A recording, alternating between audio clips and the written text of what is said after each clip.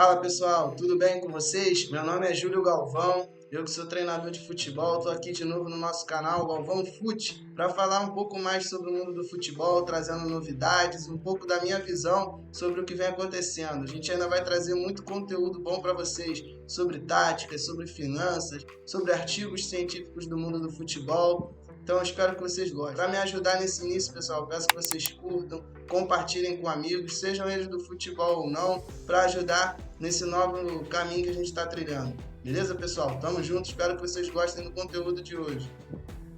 E no vídeo de hoje, pessoal, nós vamos falar um pouco sobre o tema abordado no programa Bate Pronto, da Jovem Pan. Um programa que eu costumo acompanhar, gosto bastante dos integrantes que participam e da forma como o programa é apresentado. Eles levantaram um pouco, nessa semana, o Corinthians trouxe uma análise sobre o déficit financeiro que teve no primeiro semestre do ano de 2023.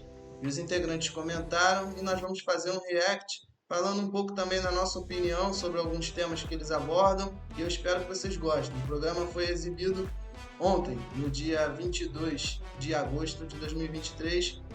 Vamos lá? Espero que vocês curtam aí o nosso conteúdo. E o Corinthians divulgou ontem o balanço financeiro do primeiro semestre de 2023 e apresentou um déficit de 39 milhões e 500 mil reais no período de janeiro a junho. Como é que você agora não vai vender? Você já coloca aí 27 milhões para dentro, né? Você praticamente... Fica 12. Fica 12. Olha como é que é complicado, né? Um clube do tamanho do Corinthians, com um déficit desse tamanho no primeiro semestre do ano. A gente sabe que o início do ano costuma ser um pouco mais complicado para as equipes brasileiras devido ao calendário dos campeonatos estaduais, que geram uma receita menor.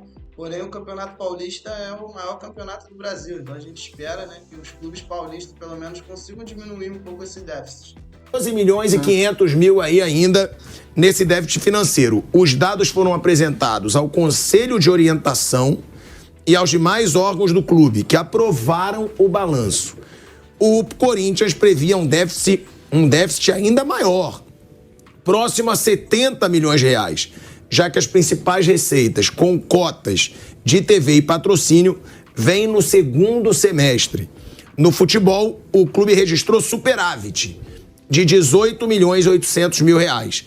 A principal fonte de recursos desse primeiro semestre foram os direitos de transmissão de TV, 164 milhões e 700 mil reais, e em seguida o repasse de direitos federativos, que rendeu 73 milhões de reais, que aí são vendas, empréstimos e mecanismo de solidariedade. Agora, é um déficit já nesse primeiro semestre, Mauro César Pereira. Essa venda, então, do Adson é importantíssima para o Corinthians, né? Tudo bem, não sei se é um valor, eu acho que é um bom valor, né? 27 milhões de reais para 50%. Você acha uma boa venda? E esse déficit é realmente menos do que o esperado ou não? O Corinthians vem tendo uma ilusão. Isso é bem interessante, né? Você coloca assim, olha, eu vou ter um déficit de 70 milhões, aí eu tenho um de 30, olha que beleza, só de 30. Ó. É mais ou menos assim, o pai vira para o filho vira para o pai e fala assim, pai, eu acho que eu vou tirar 3, 4 na prova de matemática. Como? 3, 4? Tô muito mal e tudo. Aí na hora ele tira 5. Pô, tirei 5, olha só que nota fantástica, 5. Mas a aprovação é 6, entendeu? Ele continua abaixo do que ele teria que tirar para passar de ano. É isso, você põe uma meta. Esse exemplo do Mauro César é muito feliz, né? Ele foi muito bem nessa colocação. A maioria dos clubes brasileiros trabalham dessa forma, seja na parte financeira, que é o caso aqui do vídeo, como também na parte esportiva. Às vezes vende algo para o seu torcedor irreal, para depois ele ficar um pouco mais feliz com o desempenho real. E isso é muito complicado, nos atrapalha bastante, né? No nosso futebol aqui brasileiro, a gente está patinando já há muitos anos, tanto a nível de clubes quanto a nível de seleção, justamente por isso. Meta pior do que o que é razoável alcançar. Essa questão, não dá para fazer essa conta também nessa ligação direta, porque depende de quando que entra o dinheiro do Adson, quanto tempo vai ser pago, geralmente isso é parcelado, as outras despesas que virão, né? Então, enfim, fica sempre essa situação financeira muito conturbada do Corinthians. A venda me parece ter razoável, um jogador razoável, né? Tem 23 anos, né? Até hoje isso não é um craque do time, a grande revelação, um jogador útil, mas o dinheiro parece bom e o Corinthians tem que vender mesmo, não tem jeito. até porque continua contratando, trouxe agora o Lucas Veríssimo, trouxe o Rojas. Não pagou multa, mas tem custo, são salários altos, tem luvas, no caso tem pagamento de empréstimo. Em relação a isso que o Mauro está falando no vídeo, o Corinthians tem 3 jogadores caríssimos, né? Eu vi recentemente uma seleção, né, de goleiro ao atacante formada pelos maiores salários do futebol brasileiro. E aí, no caso, o Corinthians tinha 3 jogadores, o Cássio, salvo engano, o Renato Augusto e mais um jogador, o Fagner, se não me engano era o lateral direito com o maior salário do Brasil, o Cássio, o goleiro com o maior salário, e o Renato Augusto, se não me engano, era um dos jogadores de meio de campo com o maior salário do Brasil. Então aí você vê, e agora ele ainda está citando o Lucas Veríssimo, que veio com um salário muito alto, foi até um dos motivos do Flamengo não querer contratá-lo, e o Rojas, que também recebeu um valor de luvas alto, que vai ser diluído no seu contrato, e aí somando isso tudo vai ser um valor muito alto que o Corinthians vai estar pagando por esses jogadores que chegaram. Tem uma série de outras questões, então tem que vender. É aquela história de vender o almoço e pagar o jantar. O Corinthians está sempre nessa situação. E não dá nenhum sinal de que vai sair disso, né? Você vê que há quanto tempo não tem um... Porque para ter um resultado financeiro bom, não tem outro jeito. Você vai ter que cortar custos, né? Aumentar a receita, tentar dar uma equilibrada, vai levar um tempo, aí você começa a mostrar bons resultados. Com um dos elencos ainda mais caros do Brasil, me parece que é impossível, né? Sem contar a história do estádio, que está sempre em banho-maria, mas está lá, o custo do estádio está lá, a dívida continua lá, empurra com a barriga, paga depois, paga no outro ano, mas ela continua, ela persiste, ela não desaparece de uma hora para outra. Bruno, tem essa venda do Adson, né? Vale lembrar que as demais fontes de receita foram patrocínio e publicidade, arrecadação de jogos e premiações, né? Além da fiel torcedor e loterias. E também vale lembrar que esse montante ainda não conta com negociações importantes feitas pelo Corinthians recentemente, como a venda do Roger Guedes para o Al Rayyan, né, do Catar, além da venda do Adson para o Nantes da França, que foi concluída no domingo. Ou seja, devem tirar bastante esse déficit. Mas é exatamente o que o Mauro falou, né? Você ter a previsão de que o déficit é maior, não tira também o lado negativo de você ter um baita déficit financeiro, mais um, do Corinthians nesses últimos anos. A situação financeira é ruim, né? E para quem não é especialista na área, eu não sou um especialista na área, obviamente, a gente trabalha com as informações, conversa com as pessoas que entendem mais, só que uma coisa que é muito clara quando um time não vai bem, né, fica mais exposta ao público, é quando ele perde jogador fácil. Esses dois o Corinthians perdeu fácil, o Roger Guedes e o Adson, aí não estou nem avaliando se é bom ou ruim. O Roger Guedes era um jogador muito importante para o time. O Adson jogava bastante, mas eu acho que é um cara que você vai substituir. Em relação a isso, né, comentado aí pelo Bruno Prado, é muito interessante a gente perceber como que o Corinthians perde seu principal artilheiro, se não for o maior jogador hoje do time. Era muito provavelmente um dos 3 mais importantes, ali junto com o Cássio e com o Renato Augusto. O Roger Guedes saiu com uma proposta que para ele financeiramente foi muito boa, mas para o clube, talvez pelo que ele representava, não era um valor adequado. Mas parece que ele já tinha um acordo com o presidente para ser negociado em caso de uma proposta vantajosa para ele. Porque quando ele veio, ele já abriu mão de uma parte muito grande do que ele tinha direito no contrato para jogar no Corinthians. Então o presidente tinha esse acordo.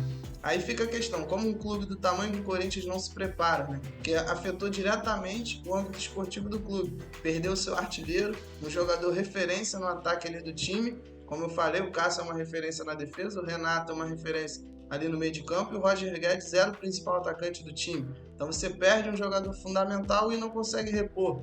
Porque o Rojas não é um jogador que repõe a saída do Roger Guedes, muito pelo contrário, é um jogador para somar com o Renato Augusto, com o Roger e com o Yuri, para formar um ataque a nível de competição para disputar o título da Copa do Brasil, da Sul-Americana. E o Corinthians sofreu muito no jogo contra o São Paulo justamente pela falta do seu principal jogador. À medida que o São Paulo trouxe 2 jogadores de alto nível, um deles, o Lucas, que acabou resolvendo o confronto, o Corinthians perdeu um jogador que poderia fazer a diferença.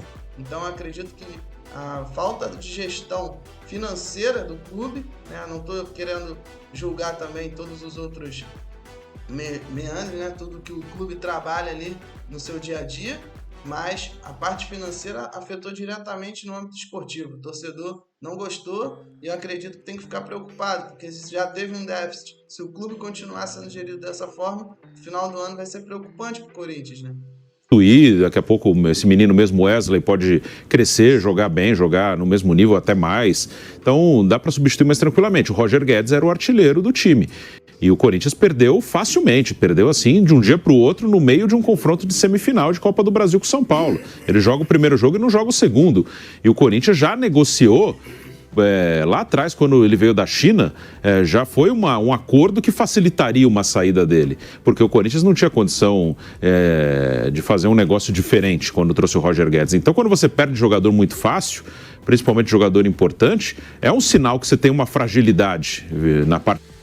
O Bruno falou exatamente o que eu citei, e o engraçado, né, para ser o mínimo, a gente pode dizer isso, o engraçado não estou nem querendo só julgar a questão da perda em si. Vamos colocar, o Corinthians não tinha como segurar, a proposta financeira foi muito boa, o jogador chegou a dizer que foi um sonho dele, que virou até um pouco de meme nas redes sociais, mas como que o Corinthians não se preparou? Porque o Roger Guedes saiu, recebeu a proposta entre o dia 28 e 29, né? Saiu na mídia no dia 29, o Corinthians teria mais ou menos 4 dias para trazer um jogador para repor, não contratou, não foi buscar nenhum jogador sem contrato. Vamos lembrar que o Botafogo trouxe o Diego Costa, né, um jogador atacante que estava sem contrato, então não quero dizer que o Diego Costa tinha que ir para o Corinthians, mas um jogador desse nível, um jogador sem contrato, um jogador experiente que pudesse chegar para ajudar o Corinthians na reta final do ano e principalmente num jogo que era decisivo contra o São Paulo. Hoje você não tira jogador fácil do Palmeiras, do Flamengo, jogadores que são titulares. O Roger Guedes era o artilheiro do time. Você vai tirar o artilheiro do Flamengo, o Gabigol, ou um Arrascaeta, um cara importante. Mesmo o Pedro, que teve problema ali, teve o problema com a comissão técnica do Sampaoli. Você não vai tirar o Pedro do Flamengo fácil. Você vai tirar do Palmeiras o Dudu, o Rony, o Rafael Veiga, o Arthur.